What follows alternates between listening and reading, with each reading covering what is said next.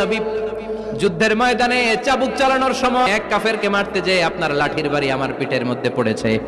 আপনি যেহেতু এই কিসাসটা আদায় করতে চান, আপনার পিঠে আমি লাঠির বাড়ি মেরে এটারে শোধবোধ করে দিতে চাই। বিশ্বনবী বললেন, আসো তুমি এসে আমার পিঠে লাঠি দিয়ে চাবুক দিয়ে বাড়ি মারো। সাহাবী বলে, ও নবী, যখন আপনি আমার চাবুকটা পিঠের মধ্যে মেরেছেন, আমার পিঠে তখন জামা ছিল না। আপনি যদি যথা নিয়মে কিসাসটা আদায় করতে চান, আপনার জামাটা খুলেন, খালি পিঠের মধ্যে বাড়িটা মারেন। সাইয়েদনা ওমর ফারুক হাতের জামা এরকম পড়তে শুরু করছে, আয় এদিকে আয়। বিশ্বনবী বললেন, ও ওমর থামো, মারতে দাও। বিশ্বনবী উনার জুব্বাটা উপরের দিকে উঠালেন, পিঠের মধ্যে বাড়ি দেওয়ার জন্য ওই সাহাবীকে ডাকলেন। ওই সাহাবী বিশ্বনবীকে পিছন দিক থেকে জড়িয়ে ধরে ওই মোহরে নবুয়তের মধ্যে চুমু দিয়ে ফেলেছে।